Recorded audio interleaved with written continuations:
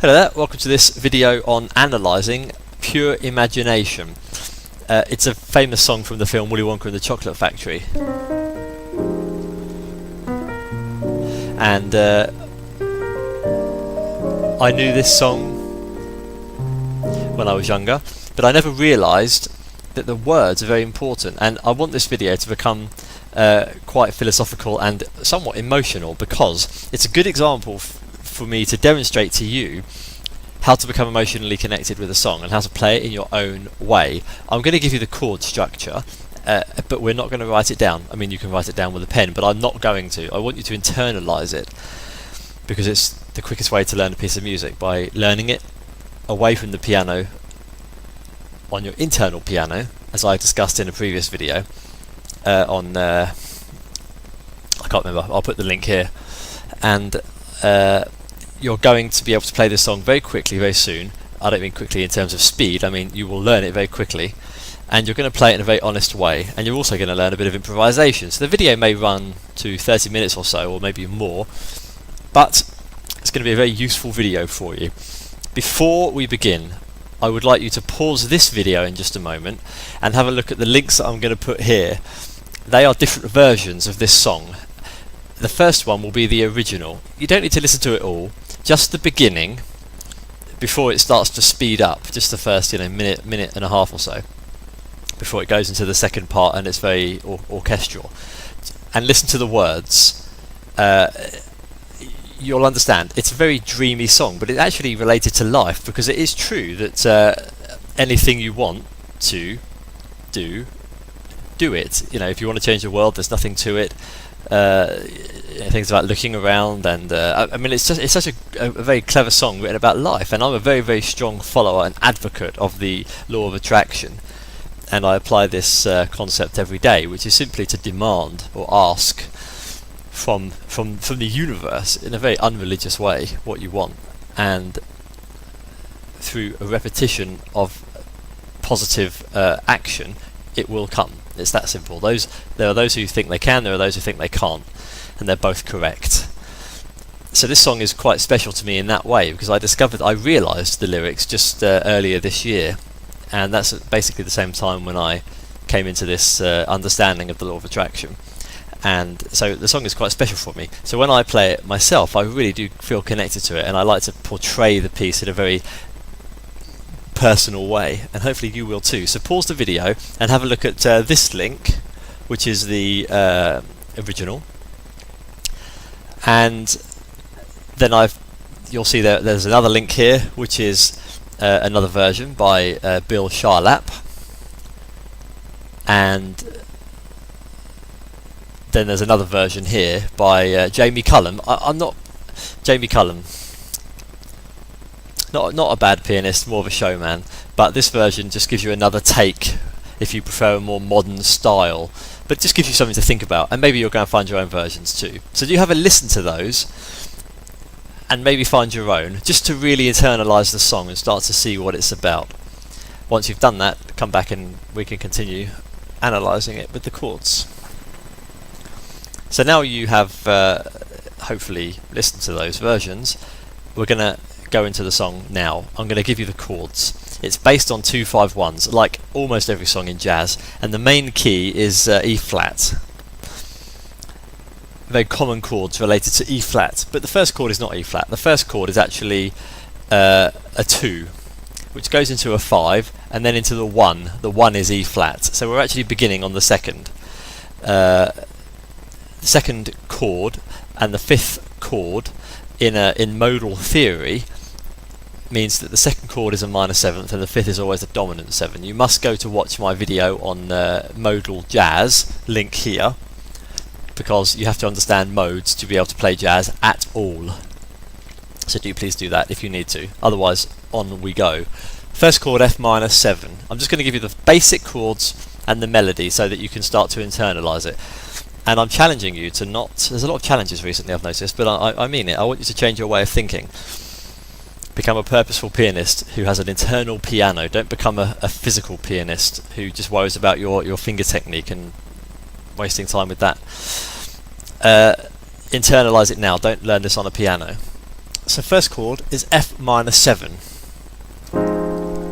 F with the minor and the fifth and the dominant 7 on top. Melody goes like this. And if you get the words help. It's nice to internalise words when you learn a new song. So, and then the same thing again in the right hand. We're going to change it later. And the next chord is B flat 7. Okay? And then we jump up, we do this again.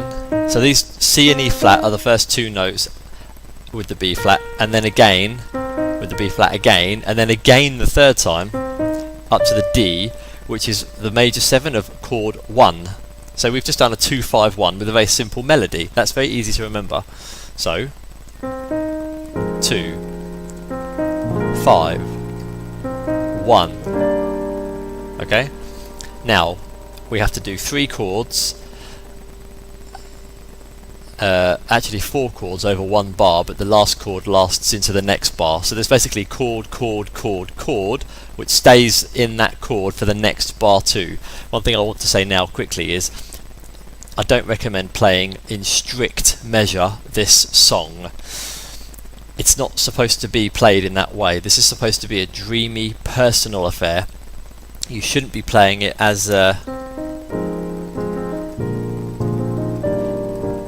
you shouldn't be playing it in that strict way. You need to really open it up. We're going to go into that in more detail as the video progresses. So once you've done this,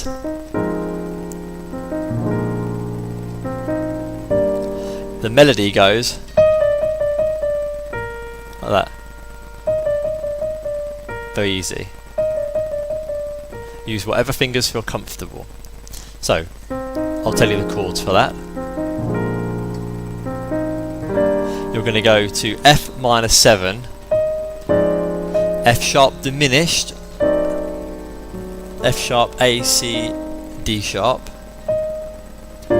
G minor 7 on the D, as you go down to the B flat, because these two notes are the middle of the G minor 7 chord. So F minor 7, F sharp diminished, G minor 7, and the next chord, the fourth chord, which goes into the next bar, is basically a C7. C, E, G, B flat, last chord. So F minor 7, B flat 7, E flat major 7, and then F minor 7, F sharp diminished, G minor 7. Okay?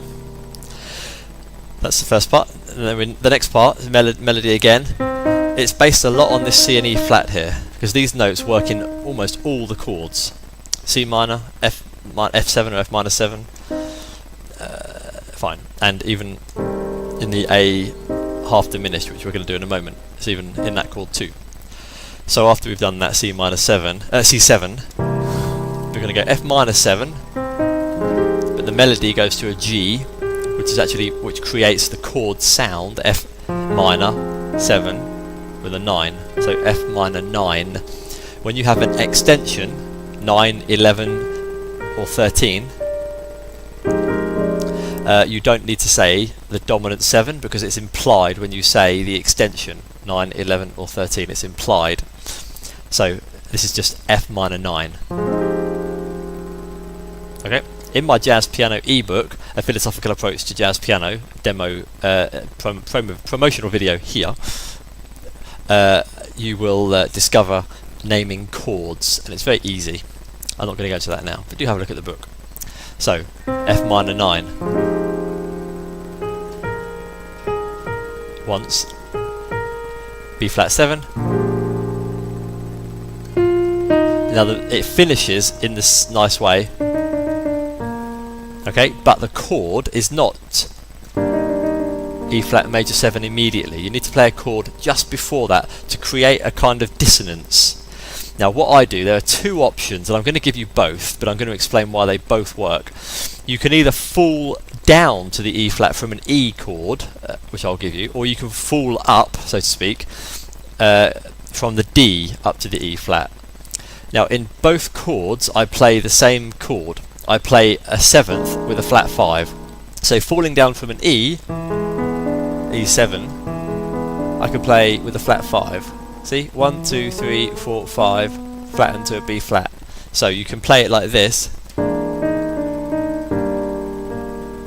or do it with the D, D7, but with a flat 5. 1, 2, 3, 4, 5, flat, D7, flat 5.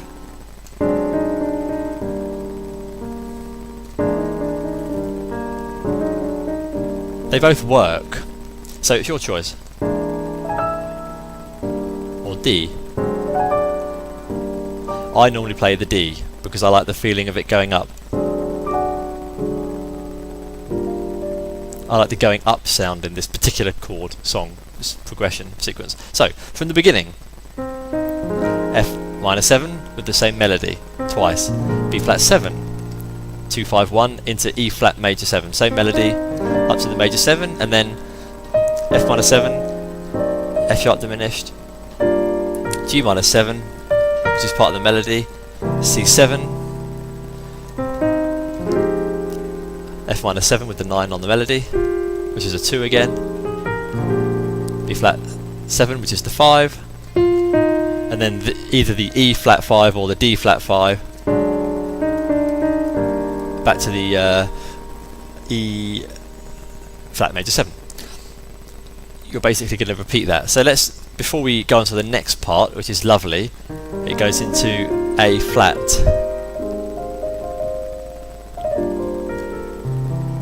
And I'll give you some nice chords for that, but they're the same chords basically. So what can we do? How can we embellish this? How are you going to learn to play this well? Well, first of all, it's your choice. What do you want to do? The first thing I recommend is to not play it with a strict measure, like I said. I really don't think you should do that. Open it up, be free. How are we going to introduce this song? There is an introduction which I haven't actually spent time studying, but I could probably find it quickly.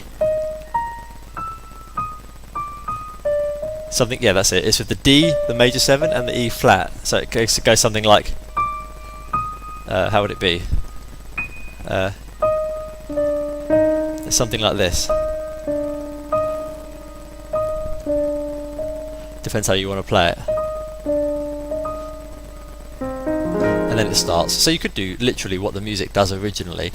Or a nice way to introduce a song is to simply play the 1, 6, 2, 5, 1. And that's the way to introduce the song. But you can play the chords as arpeggios or broken chords. So let's do that for example. It starts in E flat, so E flat in the bass. Let's introduce the bass note, the root of the chord. We could even do it all the way down at the bottom and then go up to the top. This is a dreamy, romantic, in a sentimental way, not in a love way, piece of music. So let's use the whole extent of the keyboard. Now what am I doing up here? All I'm doing, if I move my fingers down to here, is I'm playing E flat major 7 with the left, then the 9, remember this, the 9th works with any chord basically. With a major 7, the 9 sounds lovely. With a minor 7, the 9 sounds lovely. With a normal dominant 7, the 9 sounds lovely. So all I'm doing is simply, I just chose to play the 9th with the 5th of E flat for no reason. This is where jazz becomes complicated for some people. They start to find reasons. Don't find any reason. There's absolutely no reason to play that B flat on top. I could play a G, the 3rd. Sounds just as nice. I can play it with the B flat. I can play it all together. It's your choice. So let's do this. All the way up here, F and B flat on top. Now I'm going to make a bit more of a melody of that. So what I'm going to do, I don't know why, I'm just going to do it. I'm going to do that because these notes are in the major scale of E flat. So I'm going to just follow the scale of E flat as I go into the next chord. So let's see what it sounds like. I would never analyse so much when I'm playing, I'm just breaking down my thought process for your benefit.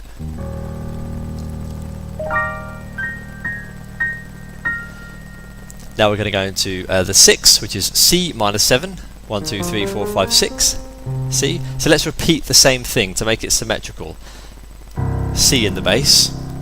Up to a C minor 7. The 9 always sounds good. The 9th is a D. Let's put that on top. But instead of just playing it, let's do it even higher. I'm going to slide to it like that. So let's from the E flat.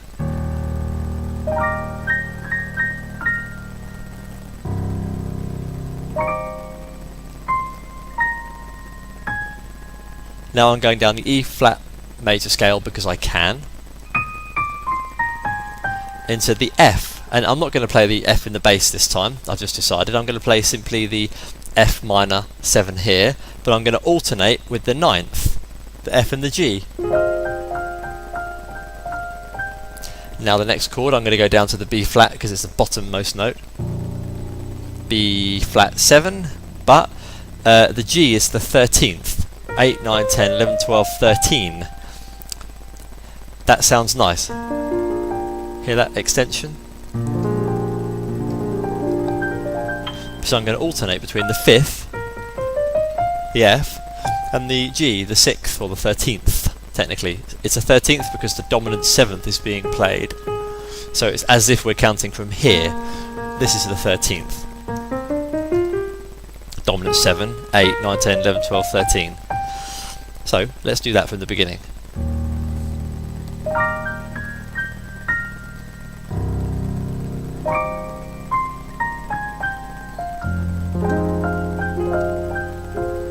Stay on the same F and G, which were the root and the 9, but now will become the 5th and the 6th or 13th.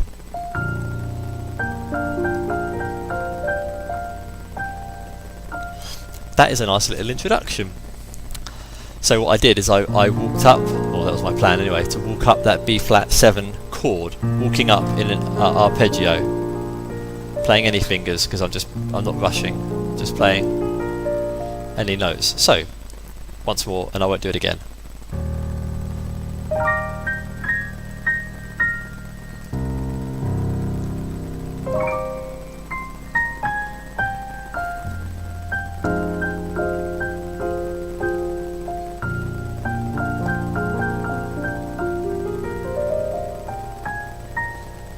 For example. Now let's go into the melody. I'm playing F minor 7, but I'm adding a 9. The melody note is an 11th. Oh, yeah, 1, 2, 3, 4, B flat, 11th. An 11th sounds lovely with a minor 7th. Just remember that. An 11th sounds lovely with a minor 7th. A 9th works with a minor 7. It works with anything. So this chord is technically F minor 11. And it's implied that I'm playing a 9th because it sounds lovely. Just fills in that hole. Lovely sound. So I'm going down to the C in an interesting way.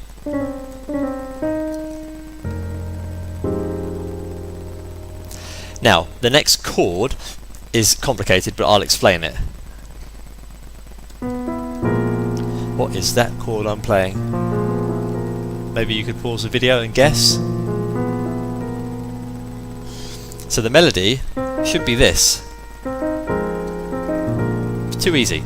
I'm modifying the melody by playing the extension notes of the chord, which gives it a much more tasty feel. It's a bit more dreamy. I like that. So what is it? B flat with a 7. I can play the 3rd, or not. I'm just being a bit lazy. So here I'm playing 8, 9, the B is a flat 9. Flat 9 is lovely when the chord goes up a 4th. B flat is going up to E flat, that's going up a 4th or down a 5th.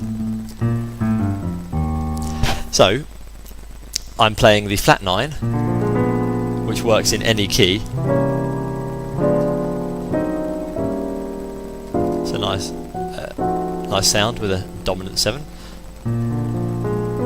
And then here I'm playing an E, 8, 9, 10, 11, sharpened. I'm playing a sharpened 11th. Quite interesting. You have to remember that a sharpened 11th works with dominant 7th chords, and it works with major 7th chords. But it doesn't work with minors really. Sounds a bit strange. The sharpened 11th. The 11th is nice. But the sharpened 11th in a minor 7th doesn't really work. It's too clashing. So I'm playing a sharpened 11th with a dominant 7th, and it's not a minor chord. So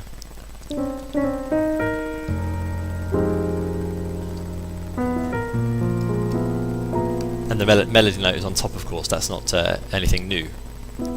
So the chord is F minor 7 with a 9, F minor 9, and then B flat, flat 9, sharpened 11th.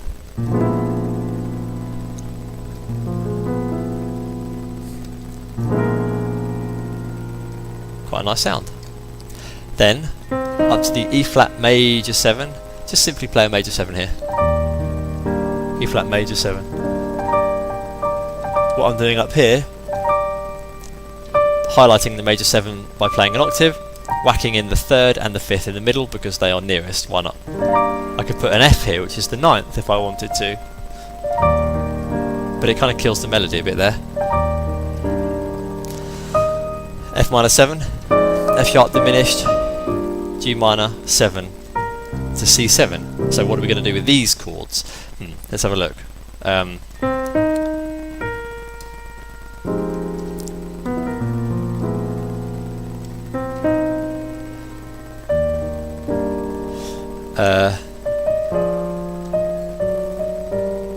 Oh, if you can reach this, it would be nice. But if not, you could probably you could probably share the chord between the fingers.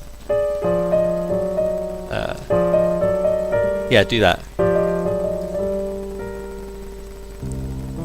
Yes. So, if you have a big enough hand, just highlight the root and the minor 3rd from the F minor 7 chord. F sharp diminished has a minor 3rd because it's a diminished chord. Has a minor, flat 5 and a 6th on top. And then the G is a minor because it's a G minor 7. So you're literally playing, which is nice. But spread it out if you can. Even for me, it's just a bit of a stretch, but I could just do it. But even if you open it, it sounds nice.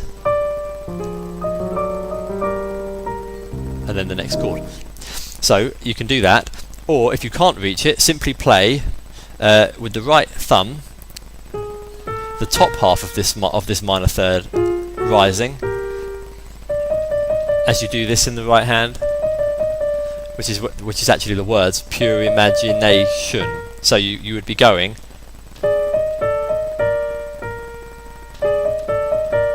bit of concentration required. Oh yeah, exactly, too much concentration.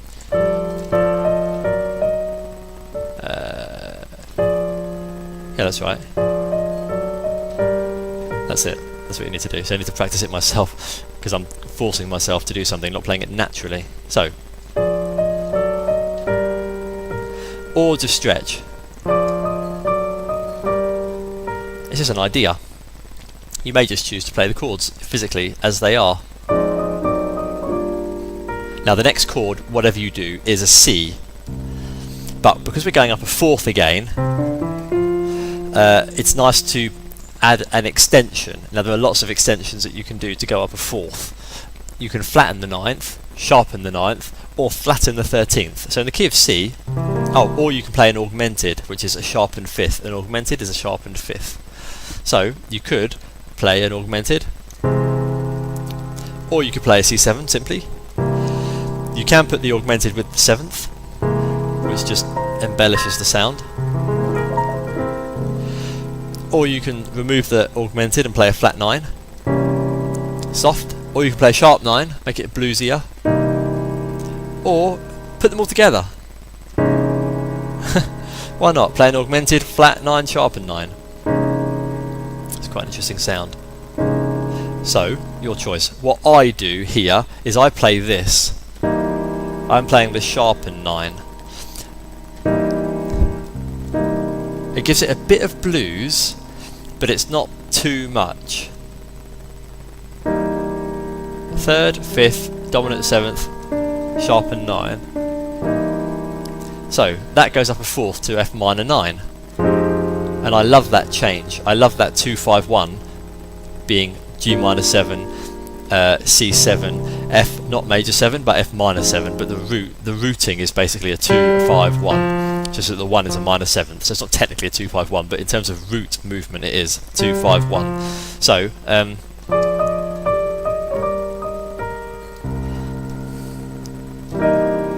I'm just playing the same chord with two hands.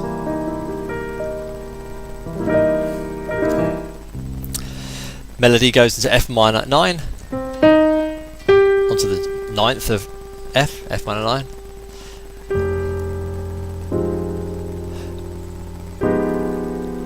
What am I doing here? Do you see this? I'm playing a sharpened 11th. 1, 2 in the key of F, 3, 4 sharpened. It works because I'm playing a minor 7th. The sharpened 11th works with a minor 7, not with a major 3rd interval. So, and I'm putting it here. You could call that a flat 5, but I'm calling it a sharpened 11th because that's what I'm doing in my mind. I'm not playing a flattened 5th. So I'm just doubling up on the root there for no reason at all, but the melody is the 9. It's quite nice. What can I do here?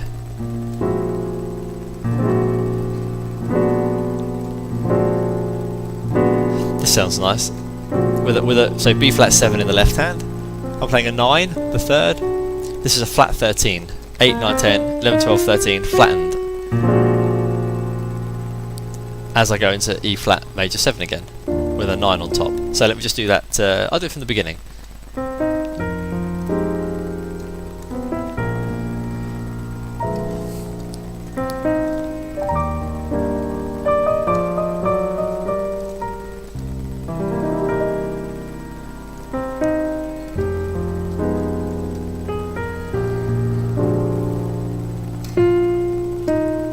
And now we play this D or E flat 5. This is a good technique to practice your finger speed. I'm playing a D7 flat 5, or I'm just playing a D flat 5. When I play the chord, I'm playing a 7 here, but when I do the run, I do it as octaves. It's quite a nice technique to do. I'm doing that without thinking. Don't think, wow, that's so fast, I could never do that. Yes, you can. Don't even think about your fingers. You just do this.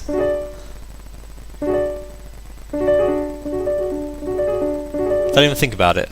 You're not trying to play fast. You're just filling in a space which works. So I'm doing it quickly by doing it like this. I'm using my little finger as a pivot point to bring up my thumb.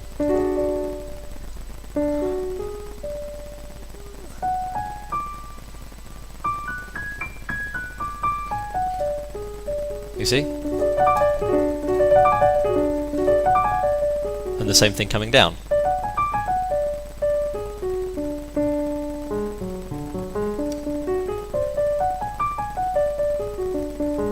Just do that. Sounds quite nice. So from the beginning.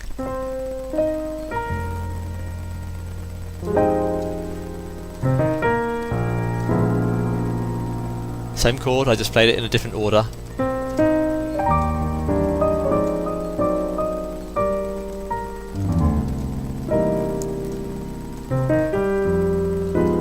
See, this time I doubled up on the sharpened 11th on top.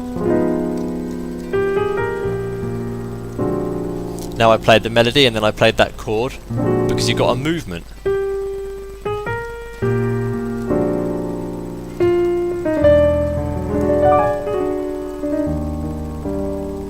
Just showing that note there. Didn't need to do that, I just did. My hands just do what they have to do. I don't think about it. So then we repeat.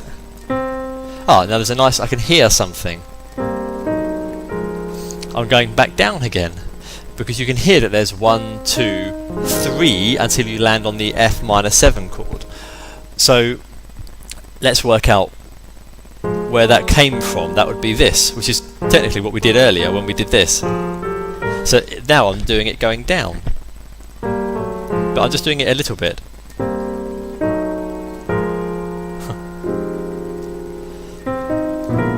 So now that time I played the correct melody, but I came back in to play the chord that we did the first time. But let's modify that chord. Let's not do that chord. Let's play this time a normal 9, not a flat 9, and maybe just a third, or a flat 13. Oh, that sounds nice. So let me see how that works.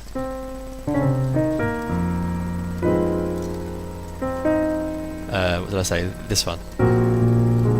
Okay, fine, it's a bit funny, but it's not wrong. It sounds nice when you play the normal melody and then come back onto that chord rather than doing it as a chord like that. It sounds nice to do it after the melody.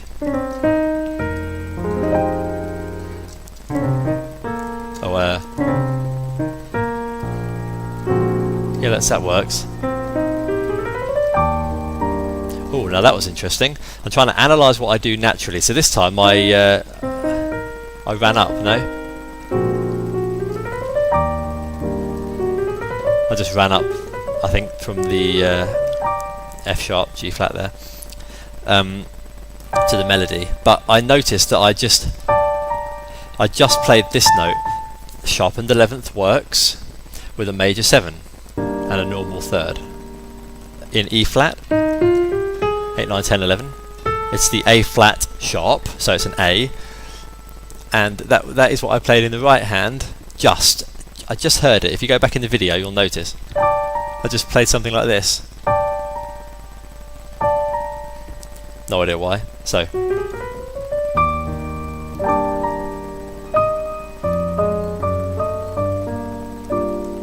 that time I just open that. There's that nice chord. But this time let's play it a bit differently. This time let's play a flat 9 from the key of C. D is the 9, D flat is the flat 9, and then raise the 5th to the sharpened 5th. So let's play that chord this time. That is simply C augmented flat 9. So, I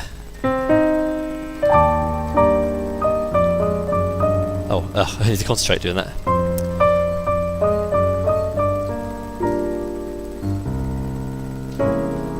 C flat 9 augmented, C augmented flat 9. See that time? Came down to the G. Now this time I'm just thinking I'm gonna kill the melody by playing only almost out of key notes. So let me do it in context.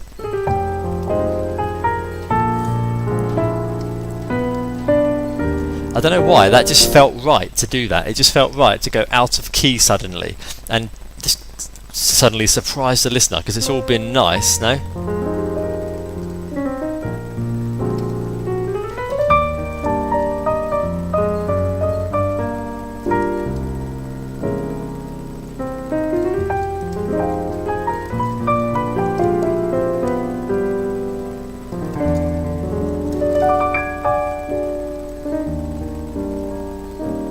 Now we go into E flat 7. A 9th works with that chord because a 9th works everywhere.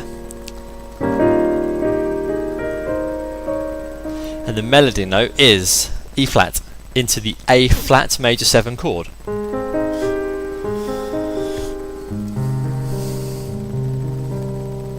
You're going to go, if you want to view Paradise,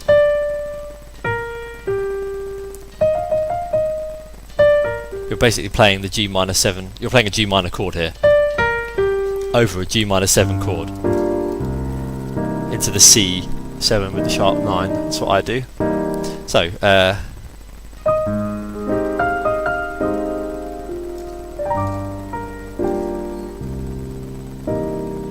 now I love that change, I just love that. So you're going from the end of the previous part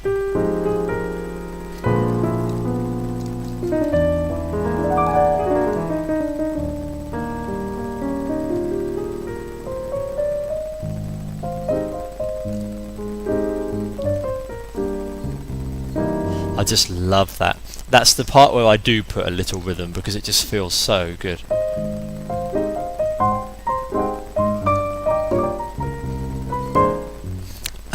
So I don't know what I'm doing. I'm just playing notes which are safe.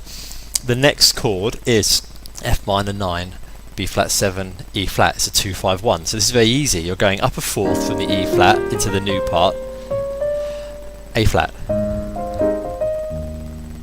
Very simple. And then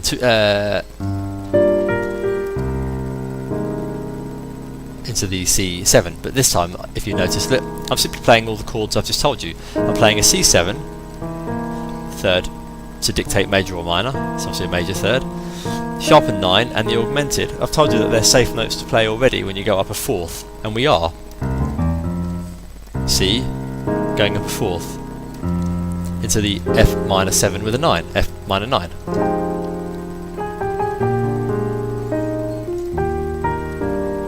It's nice. So, listen to the words, feel it.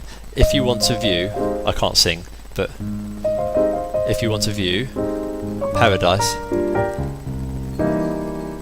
Now notice how I'm going down a semitone. It just gives it a bit of a flick because I'm trying to create a little bit of rhythm for just these few bars.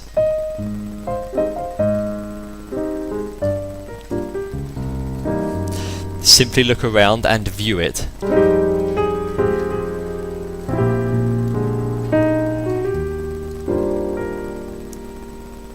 Okay, so what did I do? The melody is, but there's no reason I can't play a C because it's just the third, an absolutely safe note.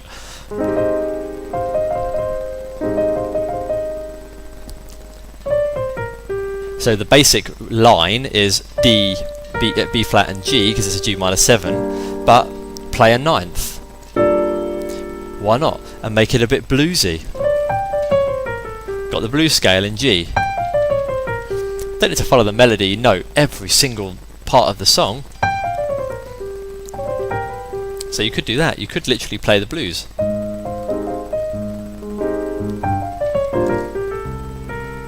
As you come into the C chord.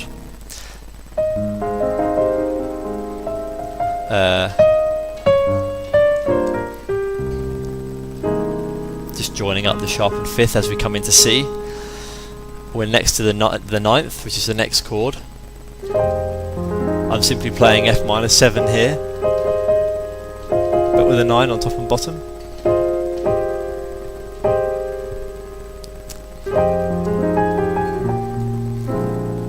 Nine, sharpened 11th, safe because I'm playing a normal third.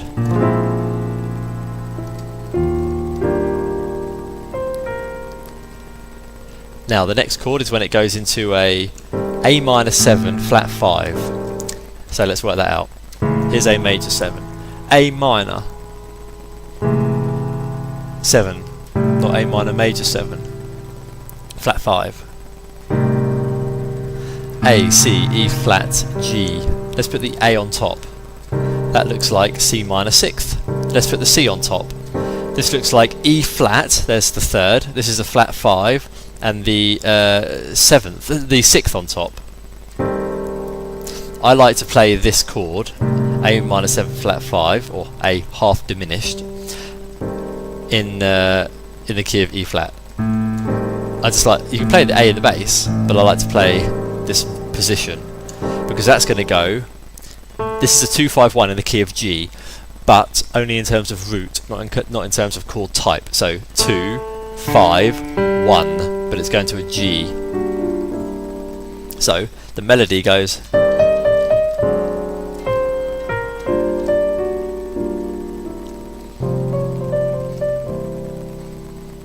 Okay, and then the next bit. Okay, so let's do it from the E flat. 7 into A flat.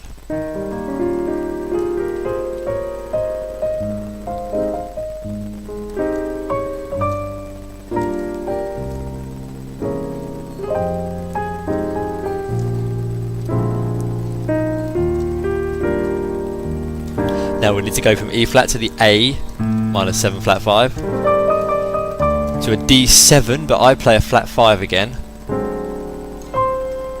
into G minor 7. Now I move the G minor 7, I go to it from G minor major 7 and then G minor 7, and then even G minor 6 if there's space. So from the E flat, I like to just run down.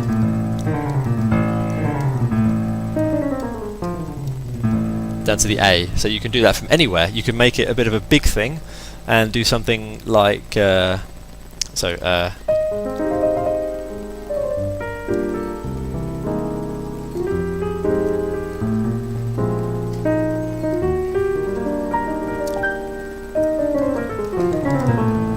I'm just chromatically running down to the A, highlighting the D with D flat 5 for 2 hands. It looks, maybe it sounds good, but it's not hard what I'm doing. So from the E flat,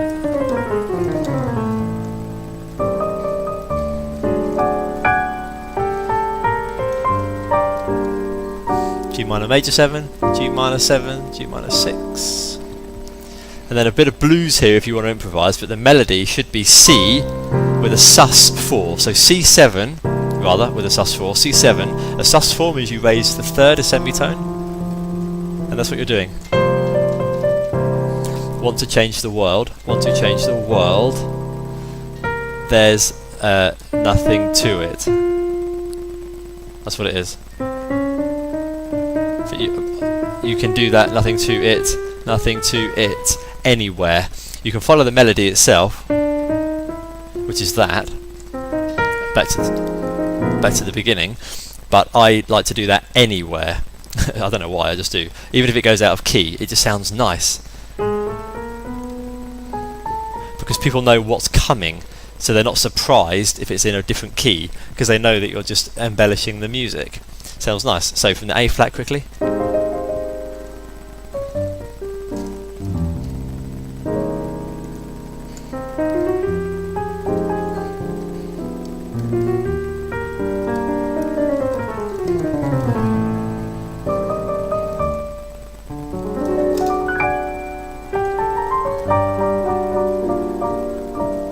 Then the C sus.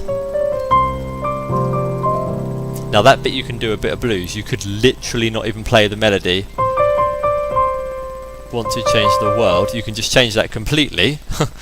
Change the piano world and just simply do anything. Just do something in the blues scale. That's what I might do. So have a study of that.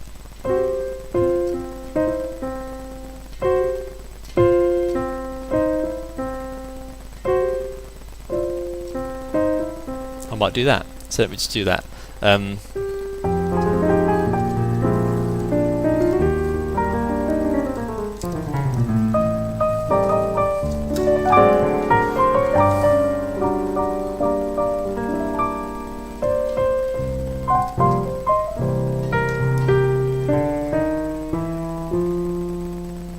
And then play the chord which goes up a 4th to F, because that's the beginning of the song, or do nothing. That would be coming up from the C, going up a 4th, so you can play anything on C. But I don't really think you should play anything there.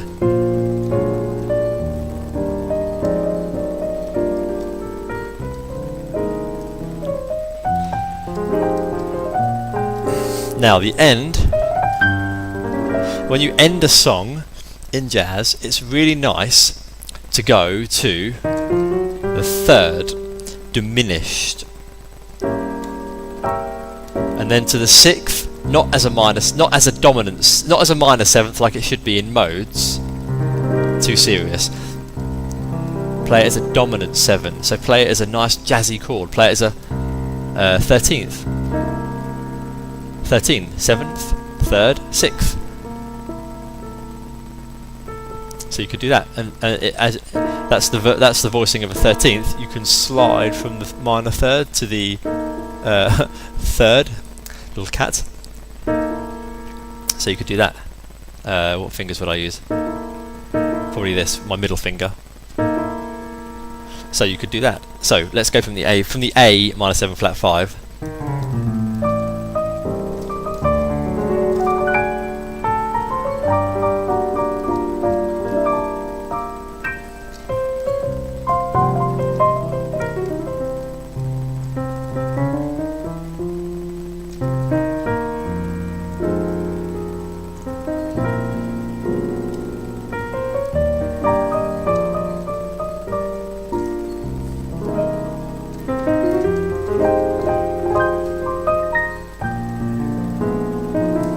G diminish into the C with that augmented and the sharp 9, but I'm playing that, it's that G diminished which suddenly sounds nice.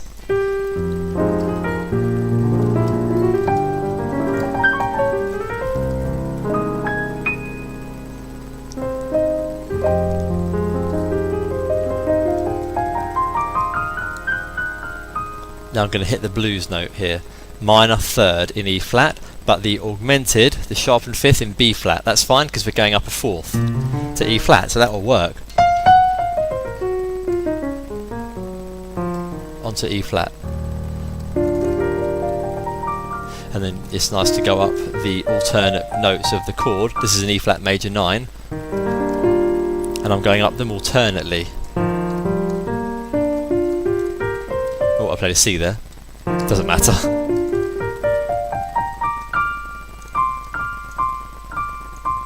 Quite nice. So, let's go from the beginning, basically.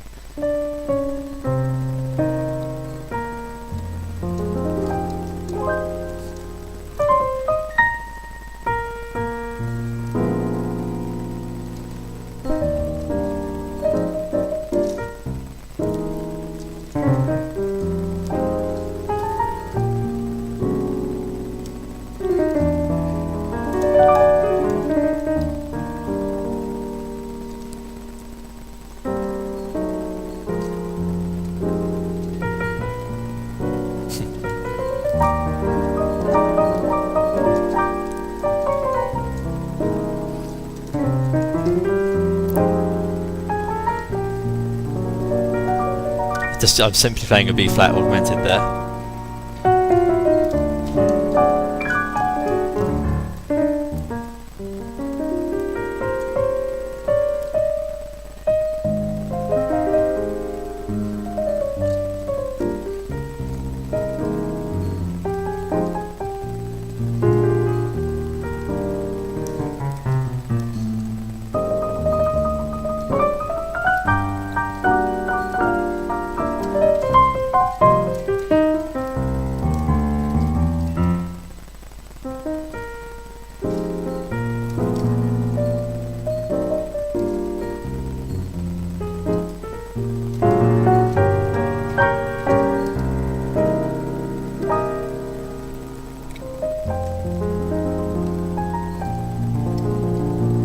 Doing it again.